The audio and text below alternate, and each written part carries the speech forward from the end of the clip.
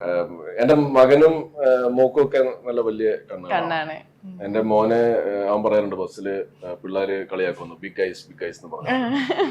അപ്പൊ ഞാൻ പറഞ്ഞ നിനക്ക് ഇപ്പൊ അതിന്റെ ഒരു ഇത് മനസ്സിലാവില്ല, വലുതായി കഴിയുമ്പോഴത്തേക്കും ചിലപ്പം ഒരുപക്ഷെ ഇതൊരു പ്ലസ് ആയിട്ട് മാറും.